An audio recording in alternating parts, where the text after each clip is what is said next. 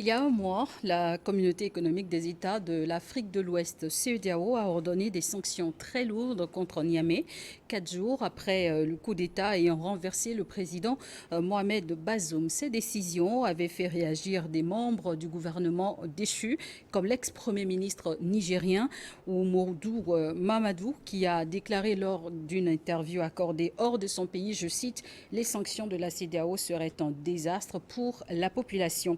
Pour rappel, le Niger est un pays de l'Afrique de l'Ouest où plus de 40% de la population souffre d'extrême pauvreté selon les chiffres de la Banque mondiale. Merci à tous de nous rejoindre sur le plateau de l'invité sur Niwa d'Info 1. Aujourd'hui, nous sommes en compagnie de deux invités. Kalenkou Edem, délégué du Haut Conseil des Togolais de l'extérieur. Bonjour et merci d'avoir accepté notre invitation. Merci beaucoup, Charlotte. Également avec nous sur ce plateau, Boto Eso Donda, assistant administratif de la communauté des ressortissants togolais du Niger, le CRTN. Bienvenue. Merci. La situation critique au Niger, vous l'avez vécu et suivez de près cette actualité. Justement, dites-nous, Kalinkou et Edem, vous êtes, je le disais tantôt, le délégué du Haut Conseil des Togolais de l'extérieur. Quels sont vos rapports professionnels avec le Niger? Je vous remercie. Personnellement, avant d'être élu délégué pays du Haut Conseil des Togolais de l'extérieur, je suis le directeur national d'une ONG américaine installée au Niger, Effective Ministries. Donc, dans le cadre du Haut Conseil des Togolais de l'extérieur, j'assure le pont entre les Togolais vivant au Niger et le ministère des Affaires étrangères de l'intégration régionale et des Togolais de l'extérieur. Ici, à Lomé. Alors, dites-nous, que représente cette population d'expatriés togolais vivant au Niger? Donc, officiellement, selon le dernier grand recensement du Niger, selon l'UNICEF, il y a 13 000 Togolais au Niger en 2013. Mais la grande vague de migration des jeunes Togolais s'est passée dans la décennie 2010-2020. Donc, nous estimons en moyenne 20 à 23 000 Togolais vivant sur le sol nigérien. Bojo, vous êtes également, vous, résident de Niamey, on va dire. Comment se passe la vie? Comment les Togolais vivent-ils à Niamey et dans les autres villes du pays? Exactement, les Togolais vivent dans une population un peu parsemée, si on peut le dire, par région en estimation, où nous avons aussi des chiffres qui se ressentent au niveau de l'adhésion de notre communauté. Et je crois bien que nous sommes actuellement à un pourcentage estimé par rapport au calendrier, je crois bien de 2016, et sur l'indice global de la Banque mondiale, je crois bien nous y atteindrons 26 000 Togolais en estimation. Ah, c'est une grande communauté. Comme nous savons, le Togo, en tout cas, est un pays frère du Niger. Et nombreux sont des Nigériens qui vivent également chez nous ici, que nous retrouvons beaucoup dans les activités commerciales. Au Niger, au contrario, dans quel secteur d'activité retrouvons-nous généralement des Togolais? Oui, comme l'a dit M. Bocho tout à l'heure, les Togolais vivent un peu éparpillés dans le pays. Lors de mes tournées à l'intérieur, c'est étonnant de voir même dans un très petit village au Niger, il y a au moins un Togolais. Donc, les activités majeures des Togolais au Niger, c'est dans le bâtiment. On a plein de jeunes Togolais qui sont dans le bâtiment. Mais en plus de cela, les derniers jeunes qui ont migré vers le Niger sont plus dans l'enseignement. On retrouve beaucoup de jeunes diplômés qui se retrouvent dans l'enseignement, surtout privé au Niger. Mais nous avons aussi une petite communauté de fonctionnaires internationaux togolais qui sont là, qui sont à l'EAMAC, au Fonds de solidarité africaine et dans d'autres ONG internationales. Et depuis le coup d'État à Niamey, comment se passe la vie au quotidien pour vous et vos compatriotes? La vie, quand vous êtes à Niamey, la vie semble être normale et c'est tout à fait normal, mais c'est aussi difficile parce que la population est en face de ce que nous connaissons tous, les sanctions de la CEDEAO. Les gens se réveillent le matin, se vaquent à leurs occupations et la journée au Niger, à Niamey, est tout à fait normale. Mais l'impact sur l'économie joue beaucoup sur la communauté. Dès les premières heures de ce coup d'État, on a vu des pays occidentaux affréter des avions pour faire rapatrier leurs ressortissants. Mais vous avez choisi de rester. Oui, exactement. Donc, pour, euh, au nom de la communauté, si je pouvais le dire, nous avons choisi de rester parce que nous ne nous sentons pas tellement menacés et aussi nos compatriotes sont un peu en sécurité. Donc, je crois bien que les sanctions ont pesé pour et contre et ont choisi un peu leur camp, s'il faut le dire. Et la réaction a été vive de telle sorte que, bon, puisque c'était les compatriotes français qui se sentaient un peu menacés, donc et ils en sont généralement dans leur faveur d'être rapatriés, si exige quand même le gouvernement français. Donc, pour le Togo, je ne crois pas, ou soit pour les pays ressortissants de la CEDEAO, donc nous n'avons quand même eu aucune information concernant le rapatriement quand même ou la position d'un certain nombre de pays. Seulement que ce sont un peu la communauté nigériane qui y résidait, qui se sentait un peu aussi enthousiasmée par ce coup de force. Et puis bon, on a vu que après les attentions aussi ont été claires et croyons bien que maintenant la pays revient pas à pas et nous promettons de mieux faire quand même et de suivre aussi la situation. Vous êtes le délégué pays. Dans de pareilles situations de crise, généralement, comment réagissent les pays d'origine? Ah, bon, lorsque la situation s'était posée, effectivement, j'ai reçu le coup de fil du premier conseiller de l'ambassade du Togo à Abuja. Et c'est cette ambassade qui couvre le Niger. Nous avions échangé, je lui ai fait savoir que tout est calme et que la situation va bien. Donc, le premier conseiller m'a dit, au cas où il y a besoin de ne pas hésiter de les contacter et ils verront quoi faire. Ça, c'est déjà encourageant venant de notre représentation diplomatique. Les sanctions prises par la CEDEAO contre le Niger depuis le coup d'État sont très lourdes, qui vont des suppressions financières et commerciales avec les pays voisins comme le Nigeria et le Niger. Sur le plan économique, justement, quelles sont les difficultés auxquelles font face aujourd'hui les populations du Niger? Oui, merci pour cette question parce que ces sanctions agissent beaucoup sur la communauté.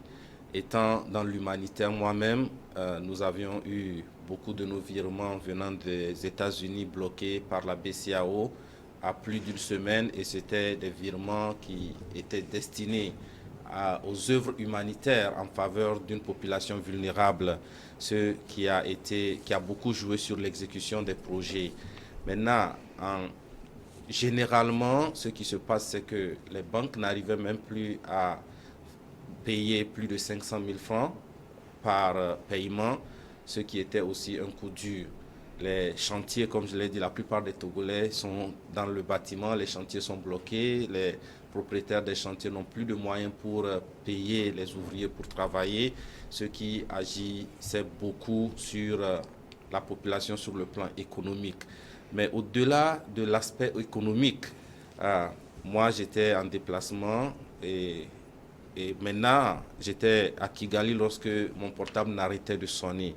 La fermeture des frontières et surtout les menaces d'intervention militaire contre le Niger a fait en sorte que plus de 200 ressortissants de l'UEMOA ou de la CEDEAO plutôt étaient arrêtés au niveau de la frontière Bénin-Niger. Et aux dernières nouvelles, ce n'est que hier, lundi, ceux qui n'ont pas de preuves, surtout nos frères togolais qui n'ont pas de preuves qu'ils étaient à Niamey avant les événements du 26 juillet, étaient sommés de retourner au Togo. Seulement ceux qui ont soit la carte de séjour ou la carte consulaire ou une carte professionnelle qui prouve qu'ils étaient au Niger ont été autorisés à rentrer sur Niamey. Ce qui était une situation vraiment déplorable pour des gens qui ont leur famille, qui étaient en congé et qui ne pourraient plus rejoindre leur famille.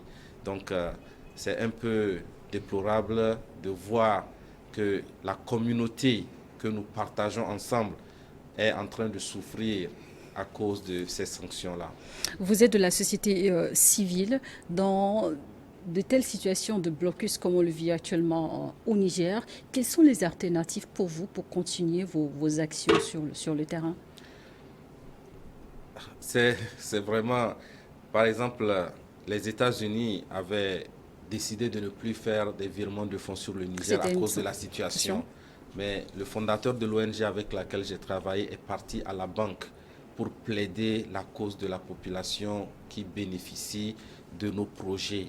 Et Dieu merci, cette banque a vu la situation et a accepté de continuer d'envoyer de l'argent vers l'ONG au Niger pour servir la population.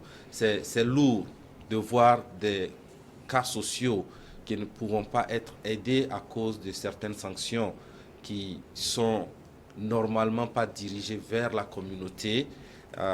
Une petite parenthèse, il y a quelques mois, en mai, j'ai assisté au 48e anniversaire de la CEDEAO qui s'est déroulé à Niamey sur une quinzaine de jours où ils ont prôné la CEDEAO des communautés, des populations.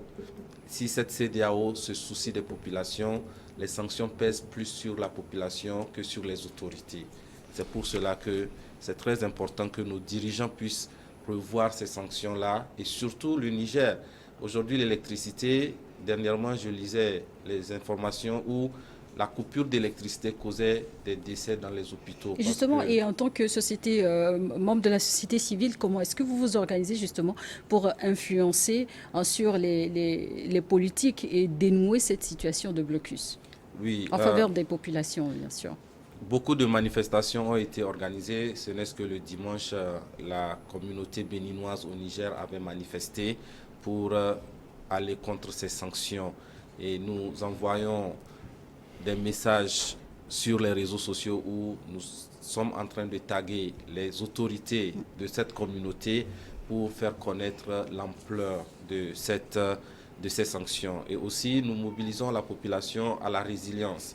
Parce que si rien ne peut venir de l'extérieur, nous devons nous-mêmes nous renforcer et savoir comment nous accommoder, comme le disent les Anglais, à la situation pour pouvoir survivre, si je peux le dire ainsi. Vous êtes activiste et également membre de la communauté des ressortissants togolais du Niger. En tant qu'activiste, qu'est-ce que vous faites justement pour impacter la situation actuelle de façon positive? Donc, comme nous venons de le dire, la communauté est structurée en 4 parties majeures. Donc, il y a l'administration qui concerne le bureau central, il y a les associations donc, qui sont affiliées aussi, et il y a un groupement aussi qui s'en charge de la politique, c'est-à-dire de ramener un peu la politique intérieure du Togo vers l'extérieur pour plus d'estimation. Et moi, je vais dire que nous avons toujours multiplié, ou au niveau de la communauté, nous avons toujours multiplié des sensibilisations, des organisations de manifestations surtout, pour l'échiquier pacifique, parce que rien ne sert quand même d'ajouter de l'essence sur l'incendie. Je mesurerai un peu l'impact des sanctions. Et tant quand justement, même, quels sont les impacts directs de ces sanctions sur la population? Bon, c'est-à-dire la population s'est retrouvée un peu coincée et prise en piège, je vais le dire, parce que on croyait bien, la CEDEAO croyait bien peut-être pénaliser l'autorité en question. Mais on s'est rentré dans une illogique où on n'a pas pu réellement pénaliser, puisque les réels impacts sont là. D'abord, l'état de la population était un peu pauvre. Donc, et puis ce qui revenait en termes d'indices de revenus personnels n'était pas en réalité quelque chose ou ce qu'il faut estimer comme qualité. Mais les sanctions de la CEDEAO viennent s'appuyer encore. Vous allez voir que généralement la population se retrouve défavorisée et comme orphelin, si je peux le dire. Parce que l'indice a montré que déjà dans les 3 jours de sanctions, tout ce qui était destiné au Niger a été bloqué au port de Cotonou. s'il faut le Pas dire. que, parce qu'on a vu également circuler sur les réseaux sociaux des images de camions justement transportant pour la plupart des denrées alimentaires bloquées aux frontières, notamment entre le Bénin et le Niger, nous n'ayant pas l'autorisation de les frontières étant fermées. Je le disais à l'entame de cette émission, selon les chiffres de la Banque mondiale, le Niger fait partie des pays les plus pauvres encore de la région ouest africaine. Pour vous qui vivez dans le pays, pensez-vous que avec ce blocus à la longue, le Niger pourra s'en sortir? Je dirais que on a l'habitude de dire que tout ce qui ne nous tue pas nous fortifie. Ce serait vraiment difficile parce que lorsque je venais par le Bénin, il y avait plus de 1500 camions qui étaient bloqués à Malanville, qui devraient rentrer au Niger avec, comme vous l'avez dit, des denrées alimentaires, mais non seulement des denrées alimentaires. Il y a des médicaments qui sont bloqués à l'extérieur des frontières du Niger, ce qui a un impact réel sur la santé de la population. Là, c'est vraiment difficile. Dieu merci, hier je suivais les informations à la télévision nationale du Niger où les autorités ont demandé à la société riz du Niger de réduire le prix du riz pour rendre cela accessible à la population, ce qui fut fait. Et c'est vraiment un soulagement. Mais à part le riz produit localement au Niger et le mil, le sorgho, le niébé, il y a beaucoup d'autres denrées alimentaires qui viennent de l'extérieur comme le maïs, ainsi de suite. Cette situation risque de causer plus de dommages que de bien. Je parlais d'images diffusées sur les réseaux sociaux, mais il faut aussi dire que les médias ont confirmé cette situation aux frontières que partage le Niger avec ses pays voisins, le Bénin ou encore le Nigeria. Pour vous aussi, je reviens sur cet aspect-là, vous qui êtes résident au Niger, le peuple est-il résilient? Le peuple est vraiment résilient et ce que je vois chaque jour est encourageant parce que le peuple est déterminé derrière les nouvelles autorités et les discours disent que peu importe la situation, nous allons tenir. Et je pense que nous n'avons pas de choix que de tenir parce que je suis tenu de retourner au Niger. J'ai un boulot qui m'attend, des travailleurs qui attendent que je revienne et je vais y retourner. Je suis togolais, je pouvais me plaire, dire que je suis au pays, je vais rester ici jusqu'à la fin de la situation, mais je dois retourner. Et la communauté qui m'a porté comme délégué pays du Haut Conseil des Togolais de l'extérieur attend aussi que je sois là pour leurs doléances. Donc nous allons y retourner et nous allons tenir. Justement, pour être plus précis, vous allez pouvoir y retourner parce que vous avez des documents vous autorisant justement de faire un peu cet aller-retour, malgré que les frontières sont fermées. Oui, j'ai d'abord mon permis de séjour nigérien, j'ai ma carte consulaire des Togolais au Niger et aussi j'ai mon accréditation comme représentant d'une ONG étrangère travaillant au Niger. Donc je peux facilement retourner lorsque les frontières seront ouvertes parce que j'ai voyagé avec ma voiture. Actuellement, les gens utilisent les pirogues pour traverser par le fleuve, ce qui ne serait pas possible pour moi. J'attends juste que la frontière soit libérée pour que je puisse y retourner. Boto, parlez-nous un peu de votre organisation, le CRTN. Quelle est la mission? La mission de la CRTN, comme nous venons de le dire, la communauté des ressortissants togolais du Niger, donc c'est d'arriver à assurer la protection, tout d'abord en valeur des biens personnels des Togolais y résidant au Niger. Et aussi, et comme nous sommes en train de le dire, de promouvoir le civisme.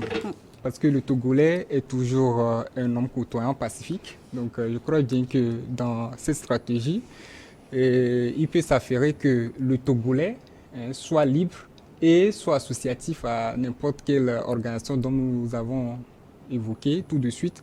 Donc avant, il faut que notre communauté aussi puisse prendre aussi ses responsabilités minimum, comme le chef de l'État l'a dit. Donc le minimum, c'est que nous puissions avoir une organisation forte et qui soit répondant aux réels besoins de cette communauté, comme nous sommes en train de le dire, que ce soit en vulnérabilité ou en espèce Des manifestations en soutien aux militaires au pouvoir se multiplient dans le pays en tant qu'acteur de la société civile. Comment arrivez-vous à votre niveau à évaluer l'impact de vos actions pour justement alerter les autorités nouvelles sur la situation dégradante au niveau des populations vulnérables?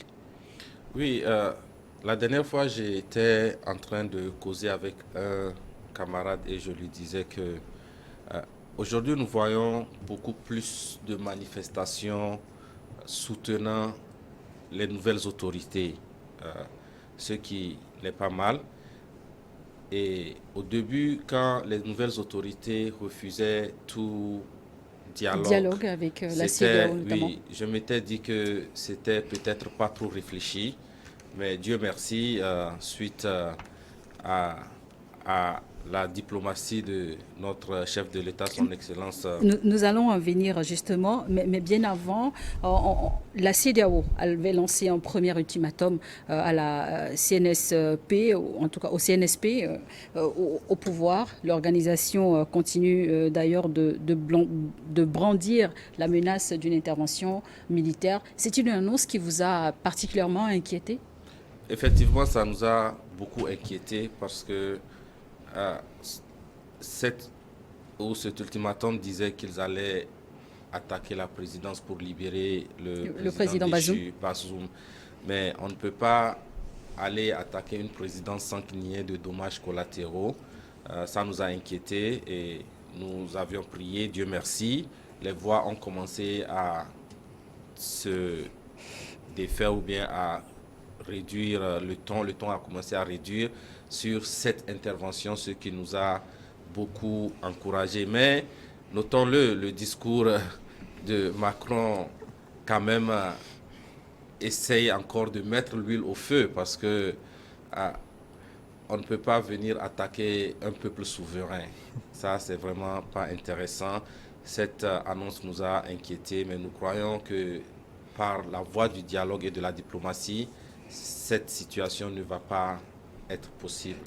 En effet, les tractations sont en cours pour trouver une issue pacifique à la crise à Niamey, mais la CEDEAO dit ne pas pour autant écarter la menace d'une intervention militaire, ce qui pourrait avoir lieu si nécessaire. Avec une telle position, dans quel état d'esprit est-ce que vous continuez à tenir debout en tant que résident à Niamey? Donc, je peux répondre à cette question en disant que nous avons généralement un collectif de la CEDEAO, donc, qui est organisé par l'assemblage quand même des communautés, des compatriotes issus des pays de la CEDEAO qui s'y résident.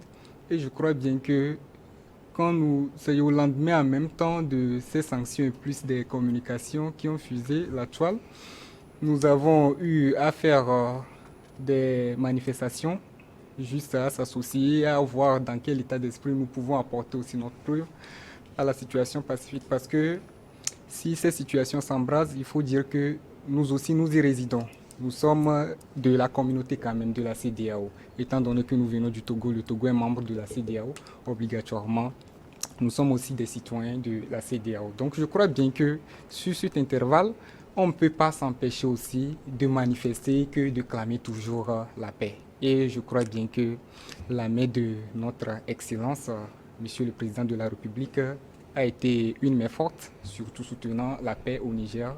Et on le remercie vivement pour cela. Vous le disiez justement tantôt, le président de la République togolaise jouerait un rôle de conciliateur dans une approche de résolution pacifique de la crise à Niamey. Avez-vous espoir vraiment justement que le Togo trouve une voie diplomatique à ce conflit? Je dirais que j'ai quasiment 200% d'espoir parce que la diplomatie togolaise a fait ses preuves. Mais avant d'arriver au niveau de la diplomatie togolaise, vous l'aviez dit au début, les peuples togolais et nigériens sont des peuples frères. Cela a été longuement soutenu par les deux chefs d'État, feu général Ignace Yadema et feu Seyni Kounché, que le Togolais est chez lui au Niger et le Nigérien est chez lui au Togo. Donc ce qui me donne de l'espoir sachant que notre chef de l'État, son Excellence Faure Sozino Gnassingbé, jouera encore de ses qualités de médiateur, et la diplomatie togolaise jouera son rôle pour permettre à ce que une solution pacifique soit trouvée. Monsieur Sidi Zakari, qui a pris ses fonctions de représentant du Niger au Togo depuis mai 2022, a été limogé récemment par les nouveaux dirigeants nigériens. Et cette situation a-t-elle eu un impact sur vous, l'exercice de vos différentes commissions? Personnellement, pas du tout, parce que ce qui est encourageant, c'est de voir même pendant les manifestations, les manifestants dire que non, nous ne toucherons pas aux Togolais. Son limogeage a sûrement des raisons que seules les nouvelles autorités connaissent, mais ça n'a en aucun cas impacté nos activités en tant que HCTE, ni nos activités en tant que communauté. Et de votre côté? De notre côté, on va dire que ça a accéléré aussi notre projet, puisque c'est là-bas, il faut réunir plus les ressortissants et leur inclure le devoir pacifique, le devoir surtout de se défendre, cette valeur individuelle du Togolais à l'extérieur qui se sent mieux chez soi aussi qu'ailleurs. Donc dans ces propos, nous avons eu quand même des ateliers de formation, si nous pouvons le dire, et ces ateliers de formation ont avantagé le Togolais en plein rôle de devoir prendre cette responsabilité de communiquer pacifiquement, puisque nous savons que ça a été brandi, cette communication est tombée, mais il faut toujours trouver une voie de discussion pacifique et de sensibilisation pour qu'on n'en pense pas que vraiment le Togo aurait une position prise dans cette situation qui aurait survenu au Niger. Pour terminer, Kaneko Edem, vous nous rassurez, malgré la situation très tendue au Niger, la communauté togolaise, elle s'en sort. La communauté togolaise au Niger s'en sort, et je dirais s'en sort très bien, mais quand même nous allons encore lancer un appel, non seulement à notre chef d'État qui est déjà en train de jouer un rôle de pacificateur dans cette situation, mais à tous les chefs d'État de la CEDEAO, parce que le Niger regorge de tous les ressortissants des différents pays membres de la CEDEAO. Et ces sanctions agissent sur ces communautés, et une intervention militaire agirait aussi également sur ces communautés, ces ressortissants de ces différents pays. Merci. Vous voulez ajouter aussi un mot? Oui, donc s'il fait le dire, il faut souligner aussi que ce n'est pas seulement le peuple nigérien que nous sanctionnons. Si nous regardons un peu l'aspect au niveau de la CEDEAO, mais nous sanctionnons aussi nos compatriotes. Quand vous dites vous parlez de la CEDEAO? La CEDEAO des peuples. La CEDEAO des peuples. Il faut le dire. Donc, généralement, dans cette logique, moi, j'aurais souhaité vraiment qu'on aille à la paix ou au dialogue pacifique, ce qui susciterait plus une synergie, s'il faut le dire, une synergie de négociation et une synergie de dialogue, surtout autour de la question du retour à la paix au Niamey. Merci d'avoir accepté notre invitation. Merci d'avoir accepté surtout partager votre expérience nigérienne avec nous sur ce plateau. Bocho Essodonda, vous êtes assistant administratif de la communauté des ressortissants togolais du Niger. C'est une association dénommée le CRTN. Merci à vous également. Kalinkou Edem, vous êtes le délégué pays du Haut Conseil des Togolais de l'extérieur. Merci d'être passé sur ce plateau. Merci à vous de nous avoir suivis. On marque une courte pause pour la suite de Niwot Soir sur Niwot Info 1.